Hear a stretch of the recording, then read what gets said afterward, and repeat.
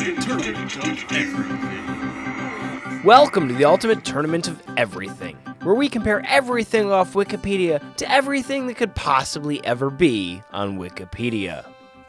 That's right, and we do so by taking each one of those things, putting them into a small golden canister inside a specially designed metal ball. We then shoot highly focused lasers at that thing, one golden canister at a time. Which one will present to us with an infinite amount of free and usable energy? Well, that will be the one moving on to the next round of The ultimate tournament of everything.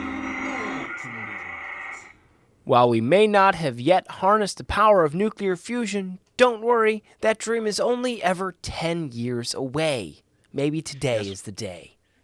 Perhaps. We do put the fun in fusion, but Rob, why don't you tell us what we'll actually be doing on this fun episode?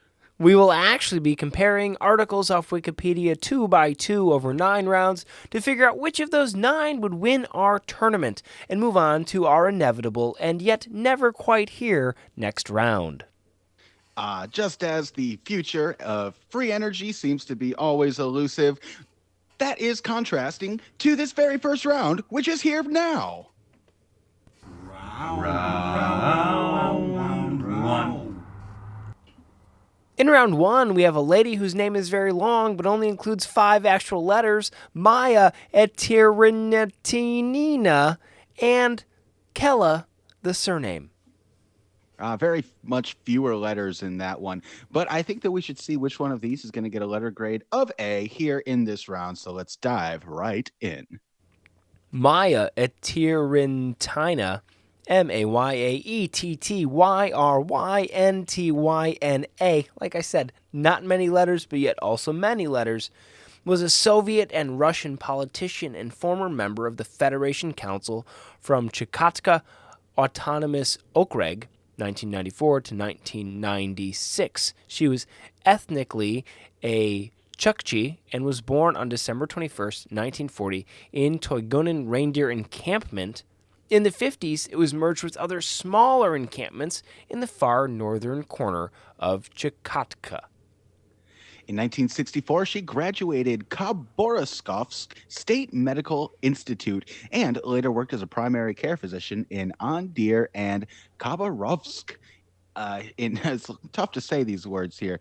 In 1974, she was promoted to chief doctor of the Chukotsky district, and in 1980 to 1985 she was chief of medical statistics in the Chukotka Central Okrug Hospital, and in 1985 she became chief doctor at a tuberculosis dispensary. Guys, the names are just difficult and there are more of them, so buckle up.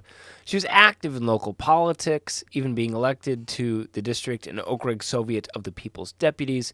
On March 18th of 1990, she was elected People's Deputy of Russia from Chukotka National Territory Constituency number 166. She was then elected to the Supreme Soviet of Russia, where in September of 1991, she was appointed to the Soviet of Nationalities Commission on Social and Economic Development of National Autonomies and Small Indigenous Peoples. This was, I think, right before the fall of the Soviet Union, so while she was on her way up in government, the government was unfortunately on the way out. Too true. And after the delusion of the Supreme Soviet on the 4th of October 1993, she was appointed chair of the Regional Commission for the Bering Strait, which fostered joint cooperation between Russia and the United States in the region. In December of 1993, she ran for a newly created Federation Council in the Chukotka 2-member constituency as an independent and placed first in the election with 27.29% of the vote. The second mandate was won by another individual, chief of regional justice in Russia. She was married and had several children, doesn't tell us anything about them, and she was also a member of the board of the Soviet Peace Fund. Now I wonder if anyone on the other side was a member of any board or peace fund. And of course we're talking about Kella, the surname, C-E-L-A, a Spanish Galician surname, so it might be pronounced Sella, it might be pronounced Gea. I'm not exactly sure. These people were, though, and they sure were doing interesting things. We've got Alfonso, let's go with Sela, a Spanish bullfighter. We also had Camilo Jose Sela, a Spanish Nobel Prize winning writer. There are several other big hitters here. Rob, why don't you hit us with your favorite? My favorite would be Paloma Kea, the Spanish actress and model. I don't know why. Paloma just sounds like a fun name. Don't know anything about any of them. I think Paloma means dove. That could be true. I'm not sure. We'll never know because that's not what this article is about. But yeah, good list of people here. I'm sure wonderful people, footballers, marshals, another actress here. Ooh, even a psychologist and politician. But I wonder if any of them put together were as spectacular as this lady with the long, long name. I think maybe not on their own, but like the parts of the Mighty Morphin Power Rangers giant fighting robot, they are stronger together. And I think when you have a Spanish bullfighter, a Nobel Prize winner, and a psychologist and politician, you cannot lose. It's definitely an eclectic team with a whole bunch of skills that, when put together, would be near unbeatable, as they were here in this round, and that's why they're moving on to round two of The ultimate tournament of everything. They're a Spanish super team. C. See. And you know what? Yeah, so yeah, round two. Let's see who we'll be looking at here. Why don't you hit us with that good old music? It's time for round two. Time for round two. In round two, we have Iker Fernandez against Happy Now, the No Doubt song. Interesting, interesting. We've got a snowboarder versus a song that perhaps you'd listen to while you were snowboarding. A song by the American band No Doubt for their third studio album, Tragic Kingdom. Iker Fernandez, born September 9th, 1977, is a Spanish snowboarder. He competed at the 1998 Winter Olympics, the 2002 Winter Olympics, and the 2006 Winter Olympics.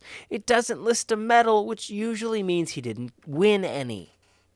Now, I'd like to see snowboarding in the Summer Olympics and try and see if they can make it down the hill just on grass and mud and things like that. I think that'd be, equally, if not more, difficult and impressive. I think it's borderline terrible at that point because you're just falling down a mountain with a board strapped to your feet. But the great thing about a mountain is you can only fall down it. You can't fall off of it. Speaking of not falling off, let's talk about that long-running American band, No Doubt. Now, this song was written by Gwen Stefani, Tom DeMont, and Tony Kanal, produced by Matthew Wilder, and released as the record's sixth single overall on September 23rd of 1997. The commercial CD singles were distributed exclusively in Australia and Europe. However, the song was still released to radio stations in the United States. Now, musically, Happy Now is a ska and rock song with lyrics detailing a painful breakup, specifically the former relationship between Stefani and Kanal, though it seems that they were able to, put their differences behind them enough to write this song. Now, despite not receiving a formal release in the United States, nor filming a proper music video, Happy Now received heavy rotation on Californian radio stations such as KROQ. Which I can only assume the Croc. I was going to go K-Rock, but we can go with the Croc. That's fine. Watch out, it bites. Critically, the single received a positive reception from music reviewers. Critics called the track emotional and strong, and considered it a strong single despite its failure to reach commercial success. Prior singles from Tragic Kingdom normally did. Commercially, Happy Now reached a lower position on Australia's top singles chart, and it's been performed by No Doubt at a number of live performances, which I would hope so considering it's one of their songs. Indeed, yes. This was the band itself was a not so tragic kingdom, except for the rift that happened between those two songwriters. But let's talk about the music itself. Happy Now, there's a question mark, is a ska power pop and ska punk song, all of those wrapped into one. Mike Boehm from the LA Times thought that Happy Now could serve as a solid example of the band's, quote, improved craft. He also wrote that it correlates well to the musical themes of Tragic Kingdom, in which, quote, No Doubt depicts flawed people in relationships breaking under the tests of stress. And according to music notes, Happy Now is set in a common time and has a forcefully fast tempo of 158 beats per minute. The key is in this. The is in the key of C minor, with Stefani's vocal range spanning nearly an octave and a half, from F3 to E flat 5 in scientific pitch notation, and the song progresses in the following chord progressions of C minor, B flat, A flat in the intro, and then A minor, D minor, F in the verse. I don't think I've ever seen it called scientific pitch notation, and I think someone who wrote this article got a little too heady on the music. It's just power punk, ska punk, man. It's okay. You don't need to be that complicated with it. Now, its reception, MTV News' de Blasi was impressed by the track and listed it as the second best breakup song on the album, which I guess isn't saying much. Yeah, I was going to say of all time, of the year, nope, just of the album. This is, a Tragic Kingdom indeed. Now, they had some live performances with this, the Tragic Kingdom tour, a performance of the song July 1st, 1997 in Anaheim at Arrowhead Pond. It was recorded in No Doubt's first live album, Live in the Tragic Kingdom, and Happy Now was selected for inclusion during No Doubt's national return of Saturn tour in 2000. Looks like a really interesting, great, not only album, but specifically song. We'll have to check it out. We can't play it right now because of law, but what we do have to do right now is decide if we think that this song is better better than its competitor, Iker Fernandez, the Spanish snowboarder who did so in the winter. I have a soft spot in my heart for any ska music, even No Doubt, even though as far as ska bands go, it is no doubt not my favorite. But I think it's better than the medal-less snowboarder. Indeed. This round was bananas, Bananas, and I just got to say that I totally agree with you in the end. Happy Now, the No Doubt song. You're moving on to the next round of The ultimate tournament of everything. Her career really took off, I think, after she left No Doubt, so good for her. No doubt about it. So I don't have any doubt in my mind that it's time to move on to round 3. It's time for round 3. In round 3, we have Bulbophyllum octarehennepetalum against Build It Up. Very nice job on that. See, we don't get to see these words before we randomly generate them in the moment. And I saw that one come up and I thought to myself, I can't wait to hear Rob try this one. And he did a great job. Let's all give him a round of applause. Yes, very nice. So between that one that I'm not going to take a stab at and Build It Up, it's another album, another rock album here. Let's see which one is going to be able to build up a success here in this round. Bulbophyllum octarehennepetalum is a species of orchid in the genus Bulbophyllum. I think that means that it comes from a bulb and it has a phylum. Also an orchid, I'm seeing here the picture, it's, a flower. It's got petals. It's got, what else do they have? Stems and stamens and things like that. I'm sure it's got all of that. And that's just kind of mostly speculation, but also all we know. Yeah, it's an orchid. It looks like orchids do. Now, its competitor, Build It Up, is of course the full-length album released by indie rock band One for the Team, based out of Minneapolis, Minnesota. The album was recorded in April of 2008 at Fur Seal Studios with Rob Scoro and Joe Johnson, and subsequently released jointly on Militia Group and Afternoon Record labels in 2008. We got a very cool looking album cover here, kind of a postmodern art type of thing. It says One for the Team. We got Build It Up written right on the top there, so you know the name.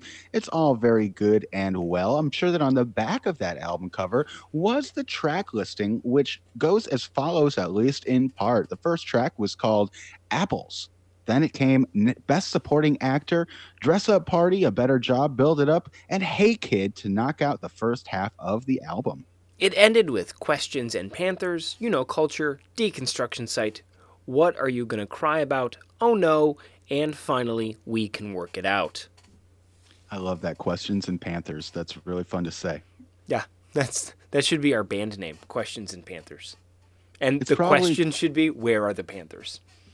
Yes, it's good to keep your eye on where the Panthers are because if they get behind you or if they're able to sneak up on you, things can go awry. But it looks like everything went swimmingly with this album.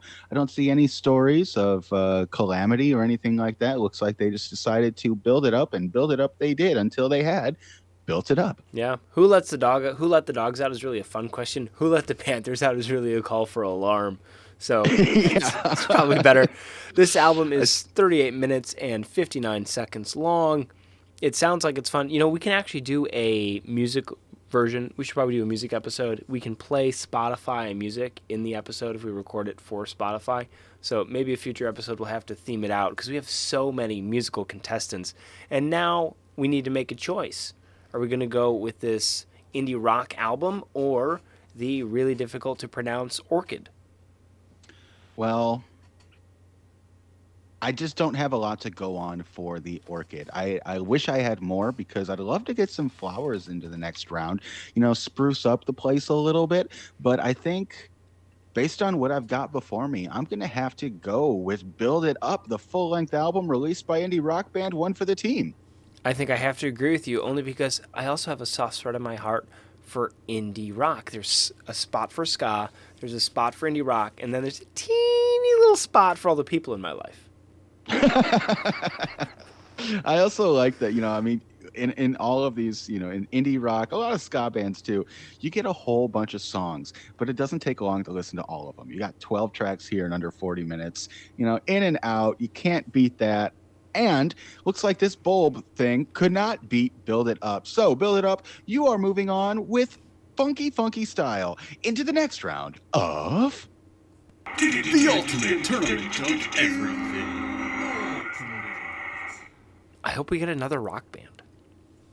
Yeah, let's just keep this rolling, if you will, into round 4. My round 4 is ready. In round 4, we have O Canagodes against Kasirski Lomi. Okay, so no more rock bands, but two very interesting things. We have a genus of cicada from the family Cicadidae. That family's been shown up a lot. Very well represented family. Versus Kosirsk Lomi, the national nature monument in the Olomouc region in the Czech Republic. Now, there are at least 2 described species in Ocanagodes of these cicadas. One discovered in 1919, or I guess first described in 1919 by Davis, and another one also described by Davis in 1932. That is the extent we know about Ocanagodes. Now, Kasirski Lomi, the national monument, is made up of 4 separate areas, which are 3 separate nature monuments, which I guess were 3 separate nature monuments until 2017, and the area is administered by the Nature and Landscape Protection Agency of the Czech Republic. Now, isn't a nature monument just wouldn't a tree count as a nature monument? I mean, we build statues that are tall and things like that, but we'll never be able to build a statue that looks as much like a tree as a tree itself. Bedrock of Kokorski Lomi consists of Devonian dolomites and Lazansky limestone. Of course, 2 of my favorite rocks, which are partly covered by Bedanian, mid-Miocene calcareous clays and sands. This is the reason why the area has become an enclave of lime-tolerant vegetation. Now, the locality is protected because of the rare plant community, especially hot, dry grasslands growing on terrain bumps, which are remnants of former minor limestone quarries, which gave the Princey its Czech name. Besides them, there used to be a number of little fields and pastures for livestock, and some of the bulks which used to separate the fields are preserved and help to prevent erosion. There are also some residues of orchids in the northern part of the area. Now, steppe-like vegetation grows here mostly. The place is also valued for one of the richest populations of greater anemone here. There are snowdrop anemone, sickle-ear hares, blue sedge, downy-fruited sedge, Carex mckelly, European dwarf cherry, lots and lots of these. Bigger stones are covered by Cicaeolus lichens, which are an important indicator of the level of air pollution. The grasslands need to be maintained, and shrubs of black locust, common dogwood, and European privet have to be regularly removed here. That's right. Kosivsky loamy is also important from an entomological point of view. There are a number of insects dependent on the local shrub steppe grasslands, and some of the notable species which were observed here for example, the European mantis and moth Jersey tiger. And you know, we love a moth here. It's always a moth. Now, the area of the locality is 58.1 acres, and it lies about 300 meters above sea level. It's been protected as a national nature monument of the Czech Republic since 2017, when its status was declared by the regional authority of the Olomouc region. So we have a question here. Is the victor in this round going to be do we say? No, it's a cicada, a special bug, or a place which is home to many special bugs. Cicadas can only win on a calendar that's either 1, 5, 7, 17, or how many other years. And I don't know which one it is for this cicada, so I don't think I can give them the crown because it's probably not his time. That's right. They're lying underground and didn't really show up for this round. And so the place that is ground is going to moving on to round 2. The ultimate tournament of everything. Way to go, bud. Your beautiful nature reserve, doing great, reserving all that nature. We're proud of you, and we can't wait to see you show up again in the next round. But speaking of next round, let's move on to round number 5. Round 5. In round 5, we have Razi Dinesh Mashadi against Mutir Chagia. We've got a poet versus a footballer, someone of the athletics of the mind versus someone of the, they say that football, don't they call that the most beautiful sport? A poet of the pitch, if you will. Let's see which one is going to be able to score a goal in this round. Razi ibn Abu Turab Mashadi, also known as Dinesh, died in 1665 and was an Iranian poet laureate of the Mughal Empire between 1655 and 1662. Now, he was born in Isfahan. His father was a poet as well, who immigrated to India and died in 1650 in Hyderabad. Dinesh went to India before the death of his father, and Dinesh sang a qasida in the court of Shah Jahan and gained 2,000 rupees. Now, also, he served Shah Jahan and Shah Shoji Mazafari. Now, I don't know if Mutir Chagia served any Shah. I kind of doubt it, considering he's Belgian, of Moroccan descent. That's a fair guess, although there are a bunch of... Isn't Morocco kicking butt in the World Cup right now? Yeah, go Morocco, boo France. You heard me, France. Yeah. Boo. Ooh, they're going to be coming after you with their baguettes a-swinging. Now, Motir Kajia was a descendant of a Moroccan who plays in Italy, even though he's Belgian, and he was a forward for Como. He arrived to Navarro from Oostende in 2015, and he made his professional debut for Navarra in Series B in a 2-0 loss to SPAL on the 4th of April, 2017. After the first part of the season in Portuguese club Estoril on the 22nd of January 2019, he signed a 2.5-year contract with Italian Serie B side Ascoli.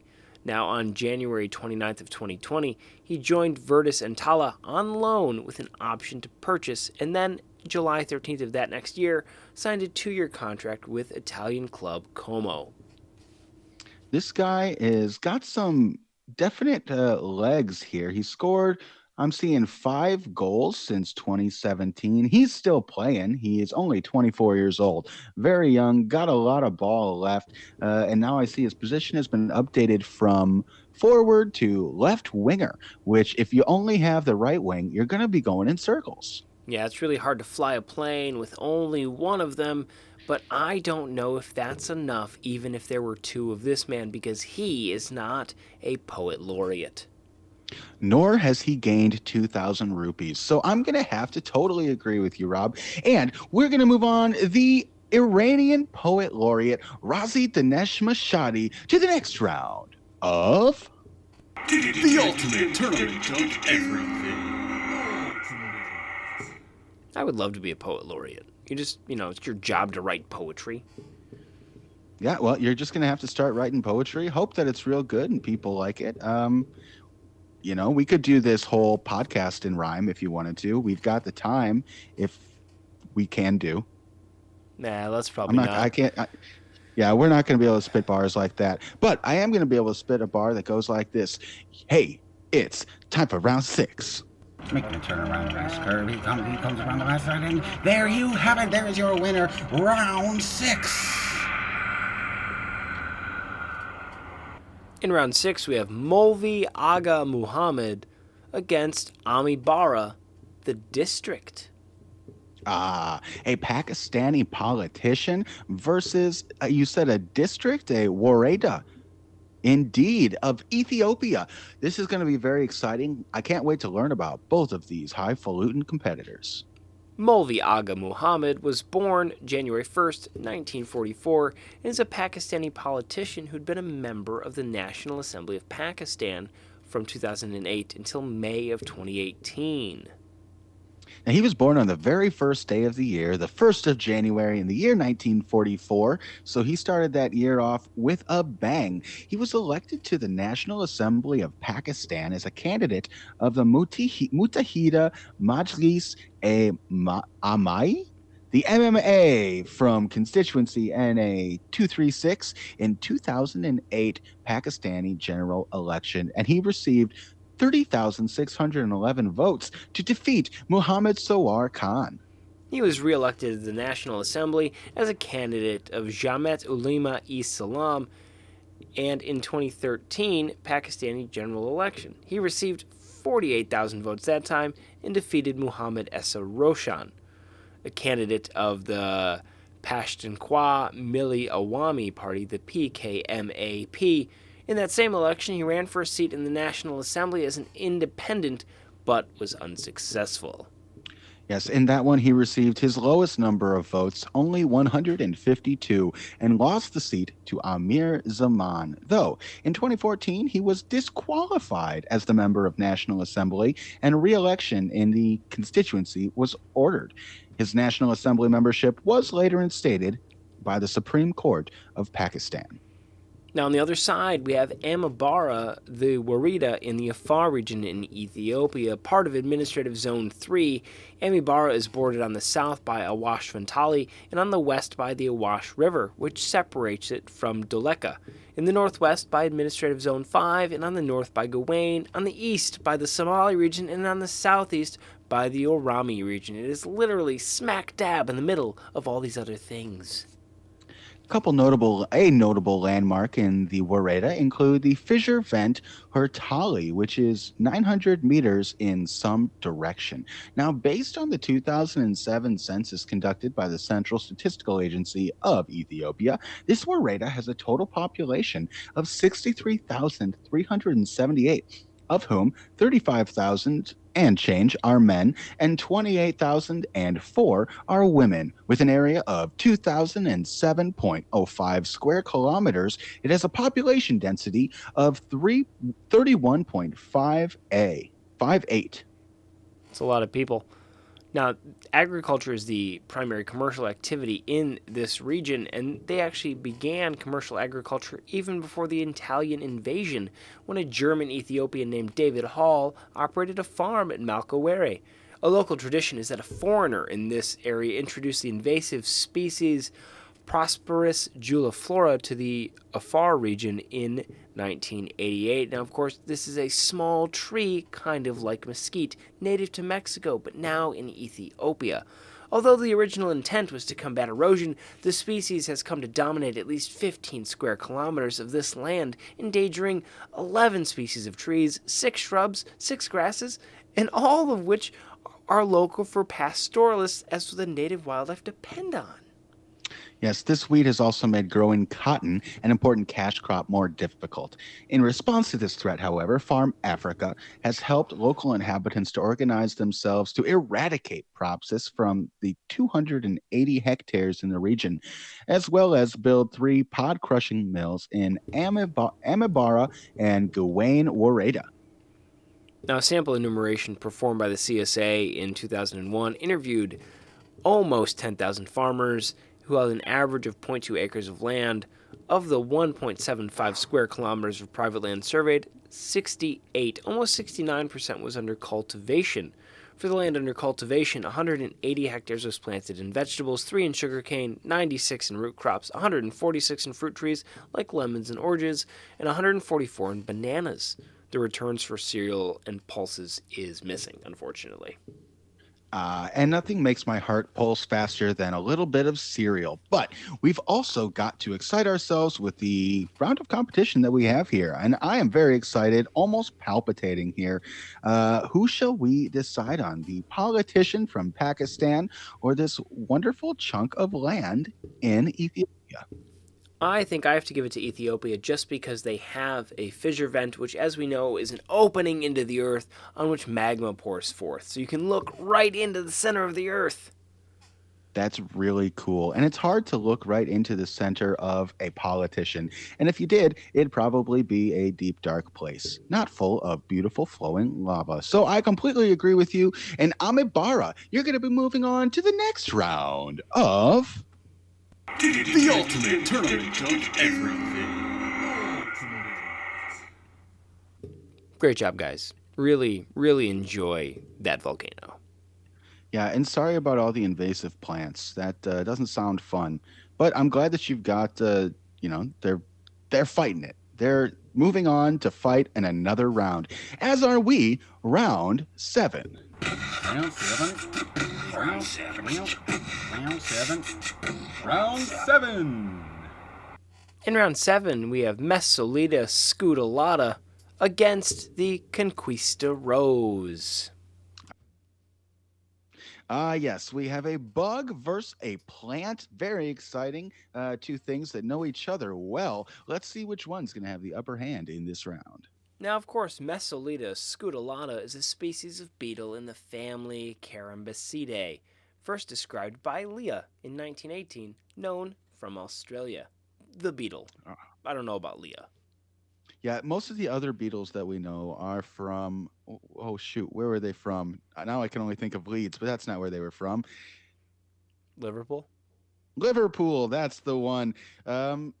But that's not what we're talking about here. And now let's talk about our other competitor as well. The Conquista Rose, registered under the name RUICH1069A. Very catchy. A modern soft pink hybrid tea rose cultivar developed in Holland by De Rulter Innovations.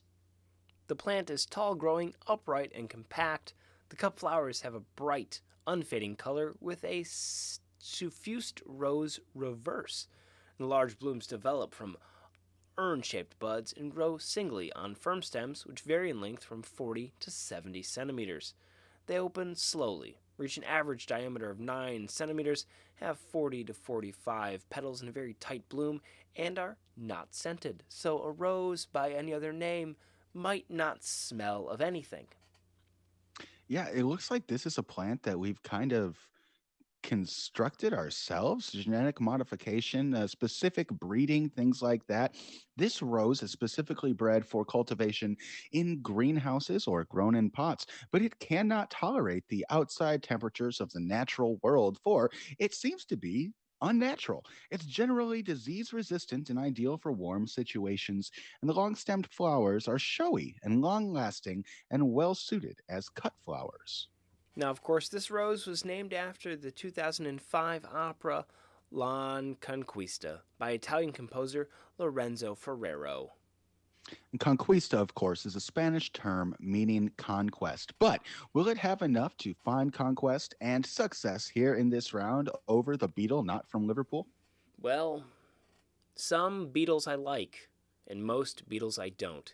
And the beetles I like happen to sing and play guitar, and the beetles I don't happen to have 6 legs and abdomen and generally fly. I think I might have to give it to this very beautiful pink flower. Beautiful though it be, we've had to kind of make it. And if it was out in the world by itself, it wouldn't be able to make it without us. Doesn't do well outside, it's said. But this beetle here is, I'm sure, very good at being outside. So I think I'm actually disagreeing with you. And I would like to lay my vote down for Messalita scutellata. Time for a tiebreaker. As we all know, there's only one way to settle this. We must Absolutely. fight using only the competitors aforementioned. I will take a bundle of roses, stems in hand, in a firm glove, and beat you with them. And I'm going to throw a big bucket of bugs at your grill. Let's see who's going to enjoy it a little bit more than the other. I'm having second thoughts. Can we, just I don't know, flip a coin or pick a number or something? Let's pick a number between 1 and 10,000, and whoever's closest will get their selection moved on to the next round of the Ultimate Tournament of Everything. I think I can do that, and I think I'm going to go with 1,069 because that is the number in the registered name of this rose. Okay, now for my beetle here, it looks like it was described by Leah in 1918, so I'm going to throw that back, flip it and reverse it, and go with 8,191. Our randomly generated number as of this moment, 7,906. And the beetle lives on to rock another day. Messalita scutellata, you're scooting on to the next round of The Ultimate Tournament of Everything. A rose by another name is still a loser today. That's right. But we're not losers, for we here at the Ultimate Tournament of Everything are glad to have you listening with us. Please don't forget to rate, comment, and subscribe, and stick around because we're moving right on to round 8. I say, would you by chance have any round 8? Round 8. Every once in a while, the universe smiles upon us, just as when we get the metal intro to Round 8, introducing the Metal Band and their album Feeding the Wolves, the 10 Years album against the Krakow School of Mathematics and Astrology. Two absolute whizzes of their own right. Let's see which one of these is going to be able to hit the proverbial guitar solo of mathematical design and move on with a win. Feeding the Wolves is the 5th studio album by the American alternative metal band 10 Years, and their 3rd major label release. The album debuted at number 17 on the Billboard 200 chart with 19,000 units sold. Now, this album was produced by Grammy-nominated producer Howard Benson and mixed by Chris Lord Alge. The band has mentioned this will be their heaviest material to date, and very similar to some of their early songs. The 10-track album was the Tennessee band's first since founding guitarist Matt Wantolin left the group in 2009. Throughout the first half of 2010, the band went back and forth between putting on live shows and working on the album in the studio. During this time, they debuted a few new songs, including Dead in the Water, Now Is the Time, and the new album's first single, Shoot It Out. There was also a bonus track called Silhouette of a Life, which was included on their 2004 album, Killing All That Holds You. And in June of 2011, a video was shot for Fix Me and later released in that year. Now, of course, they released not one, but 2 albums. The original one with 11 songs, and then a deluxe version with 6 more tracks. Ooh, 6 tracks of delicious bonus goodness. Looks like on both editions of the album, the iTunes bonus track appears at the end of it. So that would be I Blame You. Look at that. iTunes getting the bonus tracks. Now, I wonder if we get any bonus tracks out of the Krakow School of Mathematics and Astrology. And astrology actually meaning astronomy here in this case, I think. And that was because this was an influential mid to late 15th century group of mathematicians and astrologers at the University of Krakow. Now, of course, we have John of Glogau, Marcian Bem, Marcin Belissa of Okuz, Albert Brzezinski, Marcin Kroll of Zurich, and Nicholas Copernicus. That's the one we probably know. Is that the guy? Copernicus is the guy. That's the guy. He was the Renaissance polymath. I think this was back in the days when like a school was really just a club of smart people that all found each other and got, they were smart together. Very much like us, Rob. We've got our own school here. Between the two of us, we're almost as smart as a normal person. We're going to need a tutor. Were any of them tutors? No, they were probably in the wrong country. It's probably beneath them. Yeah, but the stars were above them, as were all of the numbers in the heavens. But did they fly as high as the shredding music of the metal band, the metal album, Feeding the Wolves? Well, there's really nothing more metal than saying, hey, let's stare right into that sun for a while. And so I think I have to give it to the members of the Krakow School of Mathematics and Astrology.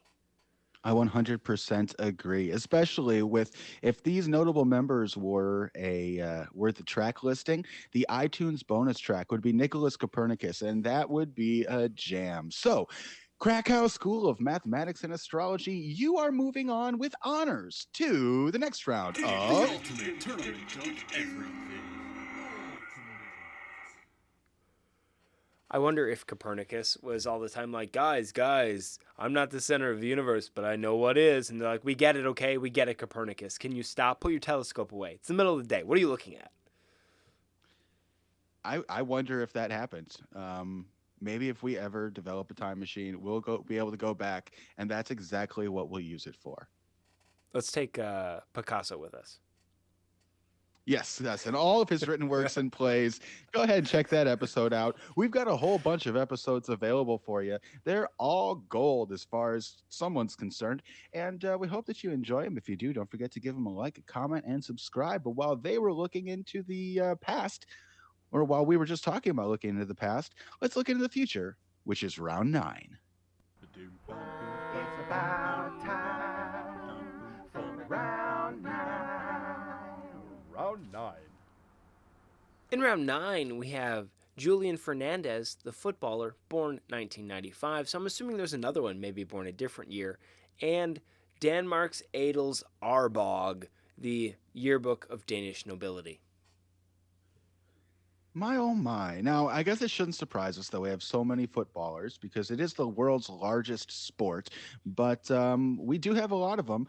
And I'm sure that this yearbook of Danish nobility had a lot of Danish nobles in it too. So let's see which one has the chutzpah to get it a victory. Now, Julian is an Argentine footballer who plays midfielder for Newell's Old Boys in the Argentine Primera Division. He was born in Buenos Aires in 1995, and his older brother also became a footballer.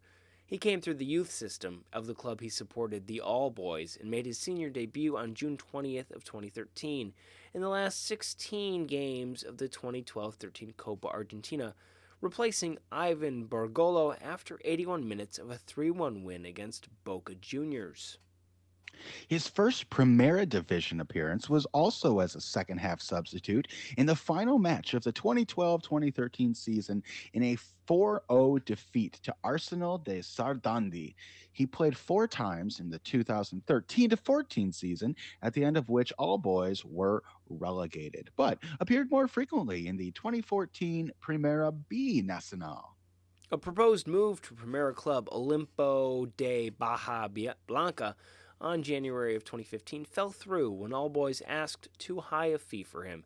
As Fernandez established himself as a major player for All Boys, so the transfer rumors continued.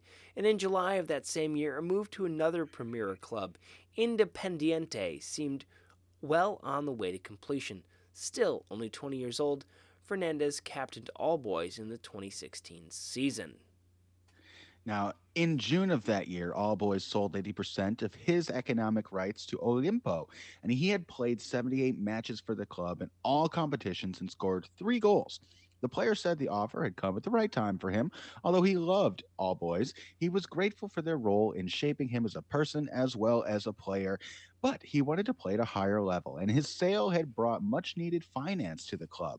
He played a little for Olimpo's first team, only 12 appearances for the Primera, of which 7 were starts, before he moved on again.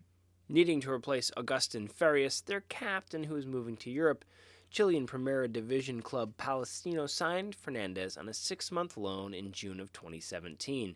The deal included options to extend the loan for a further year or to purchase him. That's about all we know about Julian Fernandez, but what do we know? And this is a question I think we ask nearly daily. What do we know about Danish nobility? Well, if you want to know anything, a good place to start would be their yearbook. You can see who signed on the covers and what little notes they wrote throughout. I'm sure it's very fun and very Danish. Now, this is an annual, presently it's a triannual, publication that details the genealogies, titles, and coats of arms of Danish and Norwegian noble families. It was first published in 1884, making it one of the oldest such publications. And the most recent volume, the 2012 to 2014, is volume number 100 in the series, which has detailed more than 700 pedigrees. It was published by the Danish Nobility Association. Each volume has a new version of the Index of the Families that have a pedigree in DAA. The index was revised in the 2012-2014 edition and is now on the internet.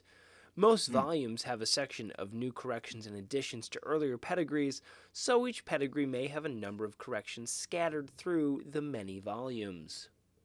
Now, these corrections should be consulted by users of a pedigree. I'm not sure what you use a pedigree for, but if you are going to, you should check the corrections. All corrections and additions can be found on the net, sorted by family name. There is 2 references to a link below, but I don't see the link. Well, this is almost like an ad for this website, and that's a great segue to an ad for this podcast. You can listen to this podcast in full-length form every Tuesday and Thursday, just like you are today, and every other day of the week you can get a short episode where we compare not 18, but just one competitor out of the randomness of the internet. That's right. In those, we take a quick look, see what we think about them when they'll inevitably show up to compete, gauge their chances and their choices. And, there's no competition in that one, no stakes. We're just taking a look at them. But here in round 9 of this episode, we've got high stakes. We've got the Danish Nobility Yearbook versus this 20-year-old midfielder. I think I have to go with the footballer because we fought 2 wars about this and we did not lose to say, oh, look at that king person. That's right. I'm not even sure what a pedigree is, but I can tell you that, he's 27. His number is 20. I can tell you that this guy, he's got the legs to go, and he doesn't need a yearbook. He's got probably his own trading card, which is, I think, cooler than a yearbook. If every school that does a yearbook just had like a rare, limited selection of trading cards, every kid had stats on the back, that'd be really cool. That's a great idea. You've given my principal brain ideas, but that's for another time. I think I need to call Julian Fernandez our winner. Yes, definitely. I'm going to agree with you. He's scoring goals on the pitch and he's scoring goals on the podcast. Moving on to the next round of The ultimate tournament of everything.